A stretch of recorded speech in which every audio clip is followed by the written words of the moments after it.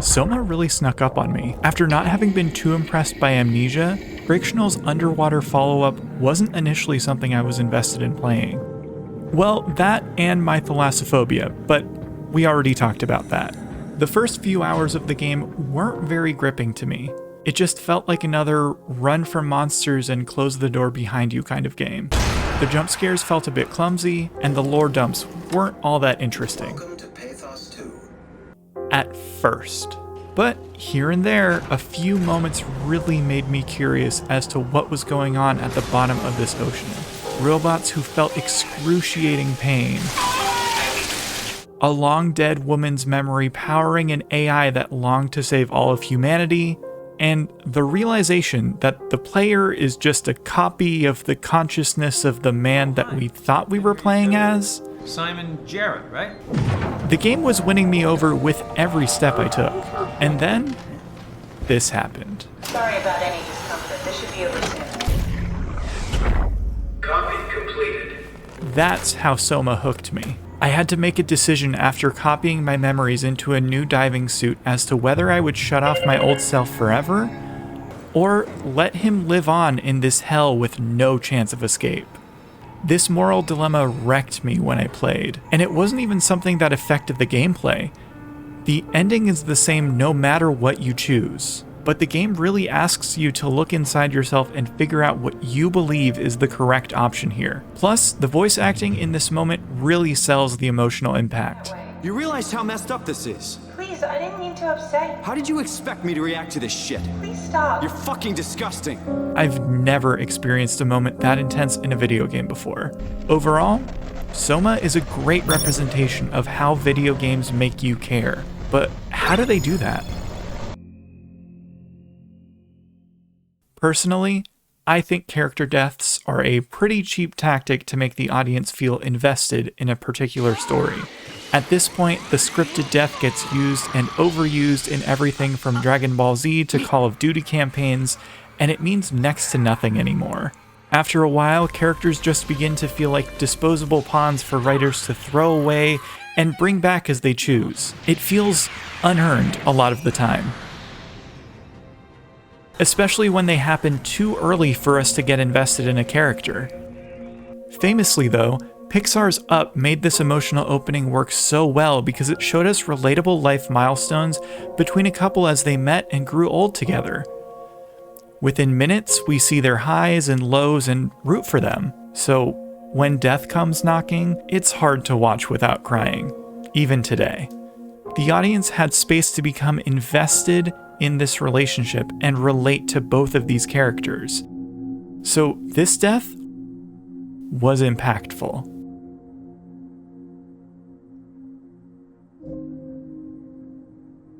But this isn't something most pieces of media can pull off.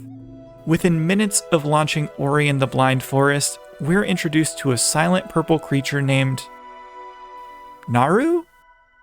And then it promptly keels over from starvation. This character we barely knew for 5 minutes is now gone. We had no time to get to know this creature at all. No sense of their wants or desires. The most we got was a fantasy creature building a bridge and trying to pick some fruit. That sucks, I guess. Moving on. Time to play the game now. And what's worse, if you decide to skip the starting cutscene, you'll never know this character existed. It just feels a bit hollow and derivative of a movie that came out 6 years before this game's release. By the way, I had to look up what Naru's name even was when writing this script, and I played through this game earlier this year. The game was just kind of alright for me, and I'm going to be honest, I wasn't a fan of the floaty controls or the lackluster combat. It just didn't grab me in the same way that, say, Hollow Knight did. The music was nice though.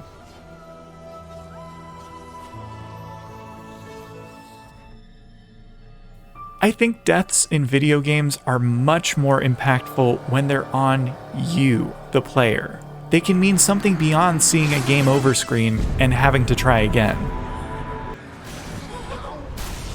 Who is going to clean all this up?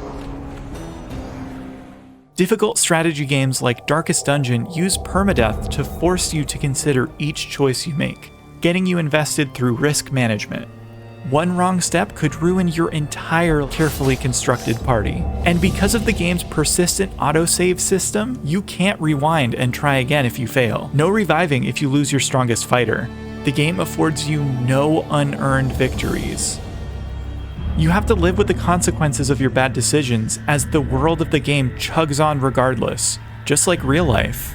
And this is something you often have to face head on in Red Hook's tough as nails RPG. They baked this into the game. We wanted players to feel that anything could go wrong at any turn. And I'd say they definitely succeeded in that. As much as I love the game, I've never actually seen the end of the campaign. And I'm not alone. The achievement for beating the game has only been claimed by 3.4% of people who ventured into this bleak hamlet, according to Steam. Red Hook didn't need an emotional opening or really any kind of story at all to get players invested in their game. You are completely at the mercy of these risk versus reward mechanics, while deep combat systems punish those who play carelessly. And it does feel unfair sometimes, but that's kind of the point. Can you roll with the punches and the chaotic RNG while not losing your will to keep exploring the inky depths of these dungeons? If you haven't played Darkest Dungeon, get on that. It's got really great turn-based mechanics and an oppressive eldritch horror energy. Two of my favorite things in one place. More on that tentacle-heavy subgenre in a future video though. Games can also punch us in the gut through other types of emotional stories. When I was forced to tear a family apart at immigration to put food on my table in Lucas Pope's Papers, Please,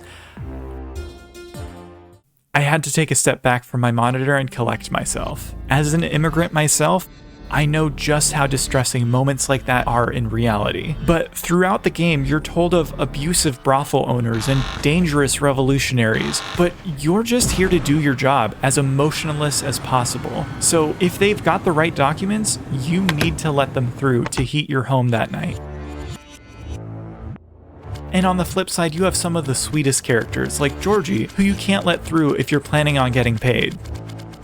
But real ethical dilemmas and hard choices in gaming are so rare when a lot of devs just throw in surface-level morality systems with a virtuous good guy option and a mustache-twirling evil option. No nuance, just good or bad. Like in infamous Second Son, I'm asked to pick between saving my tribe from a cement-wielding sociopath and, dooming my entire hometown to die at her hand? It feels a bit silly. To be fair, the game does give Delsin very different movesets to align with each choice, as well as different cutscenes. But it should be my responsibility, not yours, not ours. Responsibility's not exactly something you excel at. So Mr. Freewheeling Badass finally wants to take on some responsibility. But beyond that, the karmic choices don't work very well, mainly because they don't ask us to play the game in different ways. We still fight the same enemies, but the buttons we press may change, but that's about it. What? And the choices themselves don't really go anywhere, asking very little from us because they're so clearly gamified. It's more about whether this is our hero playthrough or our villain playthrough. We get two branching paths, and that's it. Although I will say, moving around Seattle is some of the most fun I've ever had traversing an open world game within the last 10 years. But games like Papers, Please, Soma, and even Darkest Dungeon from time to time ask us to really step back and consider our moral compass when it comes to interacting with the game world. There are no point systems to tell us whether we get a moral high score. There's not necessarily an in-game reward guiding our way. We have to decide whether we want to enable a party member's alcoholism, whether we want to put Amy out of her misery, and we have to decide what we're willing to do to pay the bills in oppressive Arstotzka. Studies have been done about moral decisions in video games, and trustworthy ones have concluded that exploring moral dilemmas in a virtual environment can actually really help empathic development in a shame-free space. It's not just gripping gameplay moments, but chances for us to tackle tough questions from a new perspective. Maybe even rethink our personal moral compass. Tough stuff. But these much more close to the chest story beats can really be some of the most effective. The personal can be just as impactful as large, bombastic AAA set pieces when it comes to storylines that keep us playing. Take a game like A Short Hike, a compact experience that has so many cute nooks and crannies, but at its core has a really touching through line. Claire is on the journey to the top of the island's tallest mountain to get reliable cell service, and really struggles with self-doubt on almost every step of her journey. Most every character you meet deals with self-doubt in some way as well. So this relatable theme is shown to us through small character vignettes over and over.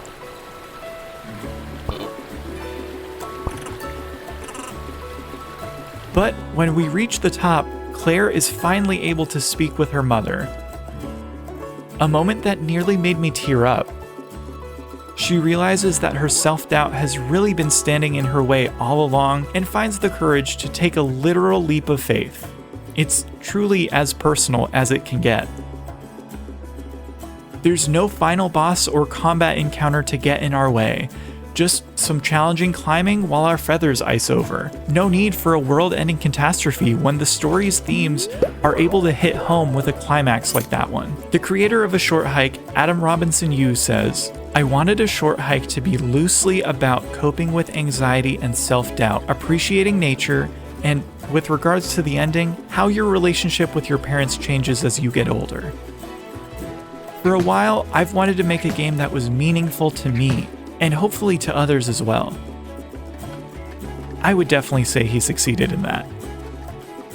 And the same thing goes for another indie about hiking up a mountain, Celeste. This is far less of a casual stroll up a mountain and more of a grueling struggle up a sharp cliffside.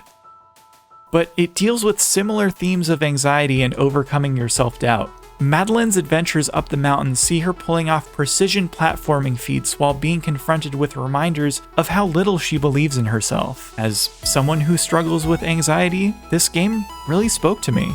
And I'm not alone in that. Not only was I seeing Madeline overcome her anxiety, I also overcame struggle after struggle every time I finished a level. It was a nice way to mirror the protagonist's experience with my own. I love when story themes and gameplay experience meld together like that. You don't see that working this well in most games. Even the creator said the development of Celeste itself was similar to Madeline's story. Having created the platformer as a way to explore their own relationship with mental health and anxiety, Matt Thorson's experience making the game was just like climbing up the game's titular mountain. He cites the process as being painful in a lot of ways. It's clear this game came from a very personal and vulnerable place. That might be why critics loved the game so much upon its 2018 release, giving it some incredibly high praise across the board. In a year of crazy hype around indie releases, Celeste stands tall with titans like Dead Cells, Into the Breach, Iconoclasts, and Minute. There's a difference between a great game and one that really gets you absorbed in its world. Something like Batman Arkham Asylum, which is incredibly fun to get lost in, has a pretty generic story, but all the collectible hunting, combat, and stealthing around are seriously enjoyable. And as fun as Skyrim is, the main story and world are pretty bland. I mean, there's apparently a war going on during your time as the Dragonborn, but no sign of it at all. And all the glitches don't do much for the immersion either. So then how do some games get you so much more invested than others? How do video games make you care? By making you consider every move you make. By presenting you with personal stories that stick with you. By asking you to make tough moral decisions. There's a lot of tactics that get you invested in worlds you're exploring as a player. And at the end of the day, video games are inherently the most interactive medium for storytelling. So when they ask us to do more than passively move through levels or fight through hordes of enemies, video games have a chance to blur the line between entertainment and art. Are you human? Shit, did my body give it away? I try hard to stay a mystery. Yeah, I'm human. Are you? Hey there, thank you for watching the video. I really appreciate it. I put a lot of work into these videos, so the fact that you watched all the way through to the end means a lot to me. Leave a comment down below telling me about the last time a game hit you in the emotions. I'm always on the lookout for more games like that, especially to stream over on my Twitch, which is linked in the description. There's also links to my Discord if you want to talk about games some more or just hang out and vibe. Also, subscribe if you want to see more video game analysis and video essays like this in the future. I'm putting out one on the first Saturday of every single month. Also, like and share the video if you enjoy the content. That is a great way to support for free. But yeah, until the next video essay, see you next time.